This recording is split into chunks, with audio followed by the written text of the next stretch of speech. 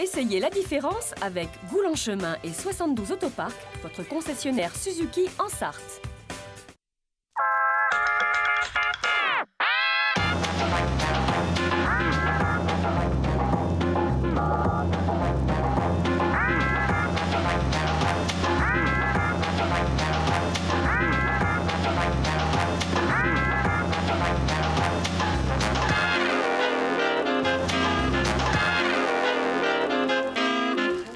Bonsoir à toutes et à tous et bienvenue dans Goulanchemin. Heureux de vous retrouver encore ce jeudi avec des tronches. Ah, une qu'on n'a pas vue depuis longtemps. Vous allez voir. Jean-Franck L'Enfant, bonsoir.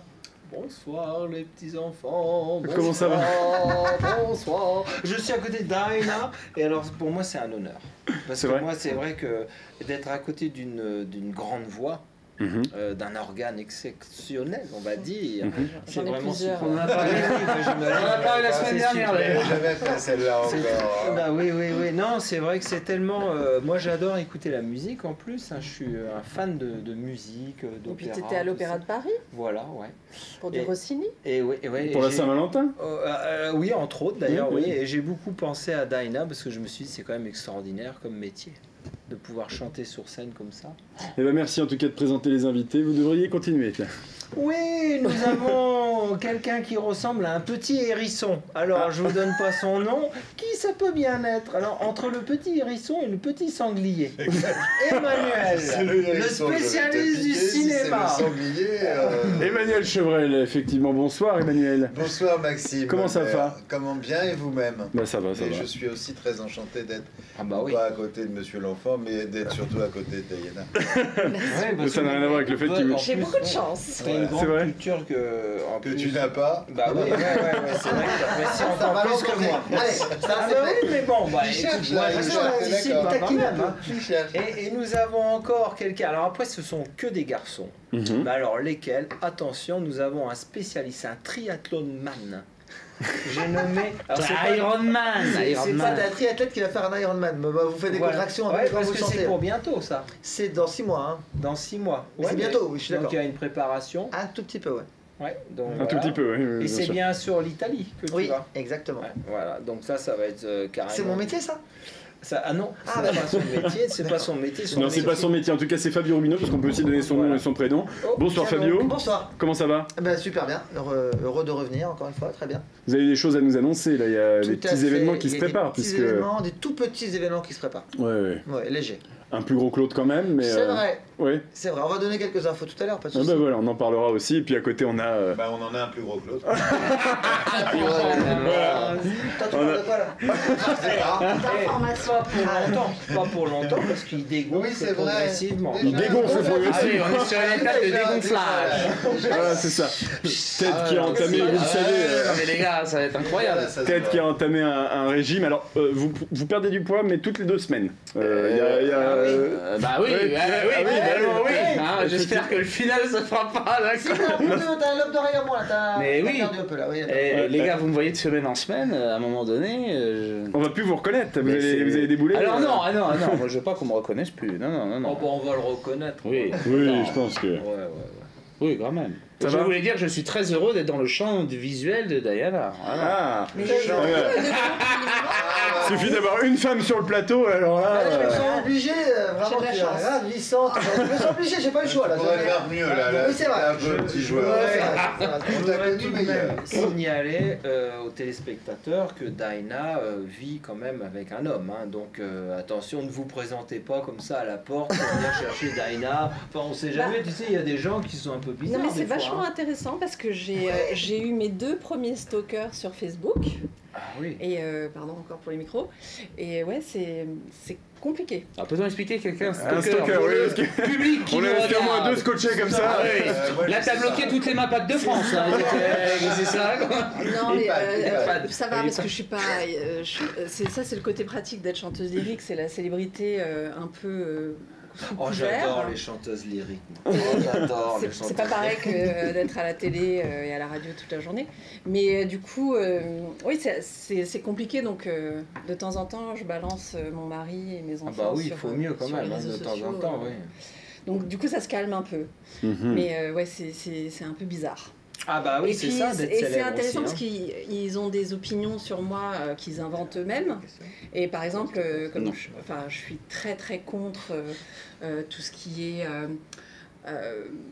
armement dans les classes ou par exemple quand Charlie Hebdo s'est passé, j'étais à fond sur la liberté de l'expression. Tout d'un coup, leur monde s'effondre parce qu'ils pensent que j'ai les mêmes idées qu'eux. Et souvent, c'est intéressant. Ça calme. Non, mais ces hommes-là, ils sont là. Quoi ? Vous croyez en quelque chose que je ne crois pas, mais vous, la personne que j'idéalise, je sais pas quoi. Et... Mais au final, qu'est-ce qu'un stalker, s'il vous plaît? Ça fait 5 minutes qu'elle parle.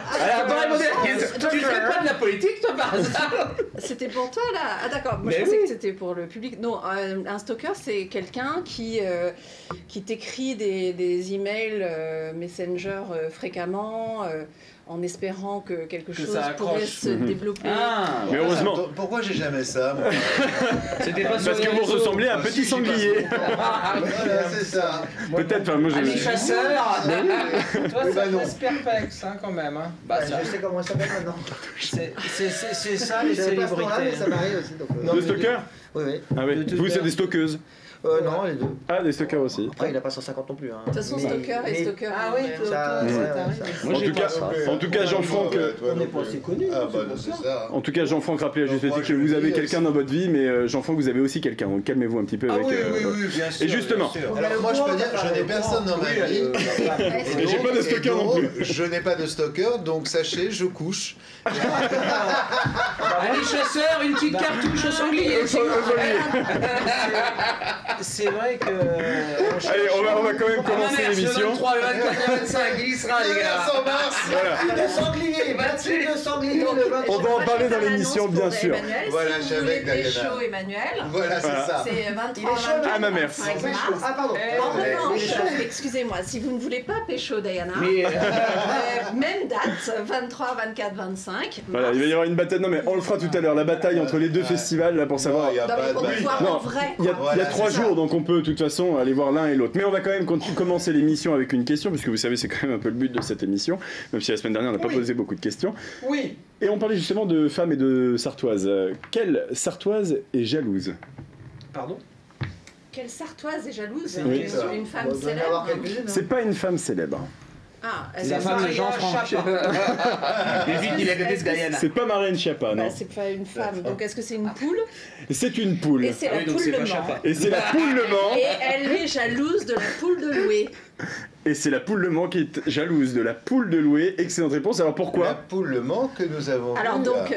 parce que nous avons inauguré Voilà. la Qu'est-ce que tu poule foutais Le Mans là-bas, à toi Versailles. Donc juste pour que... Pour rappeler, parce qu'on en avait parlé dans l'émission déjà, puisque Emmanuel Chevrol nous avait Mais raconté. Diana n'en avait pas parlé parce qu'elle Non, était parce là. qu'elle n'était pas là, mais vous nous aviez dit que Daniel et était du là. coup, moi j'ai vécu à Versailles et du coup, il y avait la poule Le Mans qui revenait à Versailles, mais ce n'était pas moi. Voilà. Mais nous, on parlait pas de vous la dernière fois, on parlait de Marlène Schiappa. Parce qu'il y avait eu un quiproquo. Je sais Emmanuel pas, Chevrol je sais pas, parlait moi. d'une poule non, qui avait été à non, Versailles. j'ai jamais- Non, on va pas sur ce terrain. Non, la petite enfance, là. ça- Mais par contre, alors moi je veux ça. Qu'est-ce que tu foutais là-bas? Mais moi je suis ambassadrice de la ville du Mans. Ah, mais oui, Mais oui, est-ce que vous n'êtes il pas- fait bon vivre en Sarthe, Ah, voilà, c'est c'est vrai. Non, mais oui, c'est vrai, j'avais oublié. Non, mais D'accord. justement, la poule Le Mans est jalouse puisque la poule de Loué. Mais quoi, la poule de Loué? Parce que vous avez Elle dit que est ça chez pour le l'instant. président. Elle est chez le président. On va regarder, pour se remettre un petit peu tout ça en tête, une petite... vous n'avez pas du tout suivi Moi, j'ai l'actualité. rien suivi, Mais vous je étiez au sais pas, Chili j'ai aussi, c'est entendu pour ça. des poules, tout ça. Eh ben, regardez un petit extrait de ce qui s'est passé sur BFM TV. Un grand moment. Un grand moment, regardez. Ça serait bien. Sur les idées, vous prenez beaucoup. Hein, beaucoup. Moi, je vous l'offre. Et puis, je vous donnerai ce qu'il faut pour la nourrir. Et voilà, Il semblait le croiser. la poule de Loué VS la poule Le Mans. Vous avez vu. Yves Delage-Fouchadière, on vient de vous voir en compagnie du président de la République. Alors en peu de temps, vous l'avez vu un certain nombre de fois quand même. Ah oui, deux fois et assez longuement. La deuxième fois, pour dire la vérité, oui, c'était un bon quart d'heure. Donc vous l'avez croisé comme ça au salon de l'agriculture. Comment ça s'est passé? Vous aviez déjà prévu la poule? Vous l'avez pas sorti de votre poche? Vous n'êtes pas magicien. Au salon, on a l'habitude d'amener des poules. C'est les seuls animaux d'ailleurs, qui sont élevés en liberté au salon, puisqu'on les pose dans le petit parc sans le fermer. Et elles se promènent toute la journée, toute la nuit dans l'ensemble du Grand Hall, qui est absolument génial, le Grand Hall. Hein. Il y a toutes les espèces d'animaux. Et ces poules étaient arrivées la veille, la visite officielle a lieu. Et c'est vrai que c'est pas la première fois que je reçois un homme politique sur mon stand. viande, mais voilà, après derrière ça match ou ça match pas. Avec Macron, ça a bien fonctionné. Et il a accepté... des poules à l'Élysée depuis un moment, c'était l'idée de Brigitte Macron. Je sais pas si vous voulez Brigitte Macron voulait un jardin bio, un potager bio qu'elle aura vraisemblablement à la lanterne. Donc je sais pas si c'est une confidence que je peux donner d'ailleurs. Non, mais c'est très public tout ça. Hein. Mais pour la lanterne, non pas tout à fait. Et maintenant ça l'est. Trop tard. Voilà, c'est lui, hein, je le dis. Je crois qu'il sera d'ailleurs certifié par Certipack, qui est une entreprise sartoise. Ça sera très très bien. Et donc oui, ces poules sont arrivées. Une poule d'abord qui s'appelle Agathe. Donc Agathe, c'est le prénom de la petite fille qu'on voit sur les boîtes d'œufs de Loué. Donc c'était. Elle était là en plus. Elle était là au moment de la. Oui, c'était un moment sympa parce que finalement, quand on la porte à l'Élysée une semaine après, hein, donc il n'est pas prévu particulièrement que Emmanuel Macron soit là. Donc il est juste prévu que je puisse faire une photo avec Agathe la poule, Agathe la petite fille et mon président sur le perron de l'Élysée. Vous savez, le fameux perron où on accueille les personnalités. Donc ça m'amusait, ça me suffisait, moi, ça allait très bien. Et c'est vrai qu'ils nous attendaient et on avait réservé une deuxième poule qui s'appelle Marianne, donc la République sera bien présente à l'Élysée. Dans le poulailler de l'Élysée. Dans le poulailler de l'Élysée, elles sont mises à pondre tout de suite, d'ailleurs très vite, et je crois qu'on est à 5 œufs ou 6 œufs par semaine déjà. Et ben justement, on a en tout cas la photo du premier, celui qui est cuisiné dans les cuisines de l'Élysée, hein, vous l'imaginez.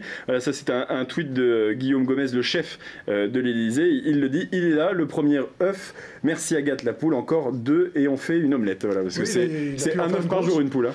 Un œuf par jour maximum. Hein. C'est plutôt, elles sont très jeunes, c'est 6 œufs par semaine, mais les deux, je crois, produisent déjà 6 œufs. Donc, ne travaille pas le dimanche. Je ne sais pas si c'est le dimanche. Je crois que ça tourne un peu.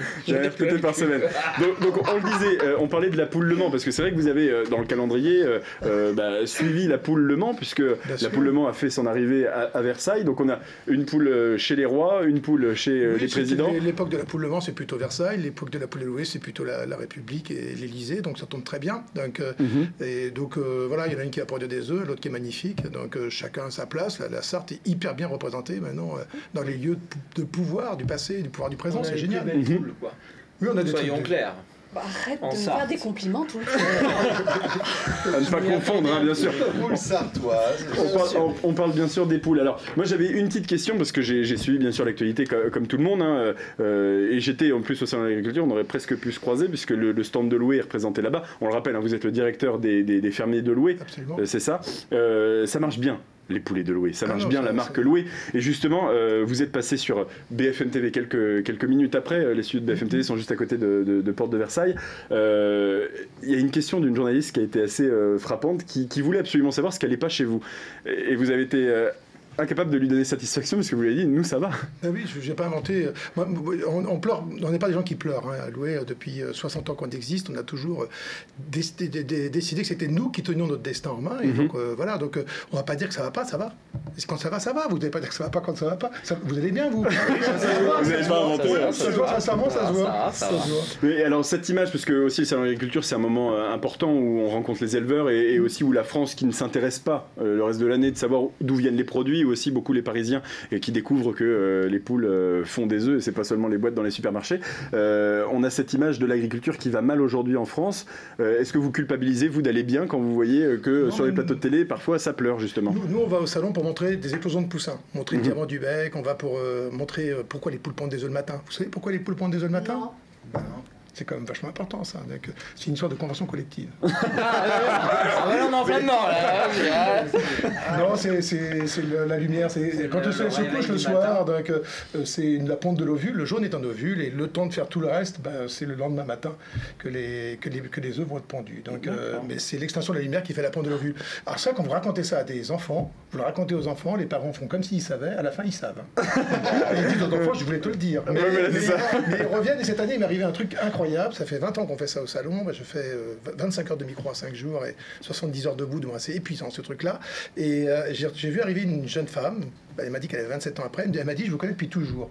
Puis je dis, c'est pas possible, je vous reconnais pas. Mais elle me dit, mais si, moi je suis venu vous voir il y a 20 ans. C'était la première fois que vous avez fait une petite couveuse avec une trappe pour voir les poussins. Et vous m'avez expliqué le diamant du bec.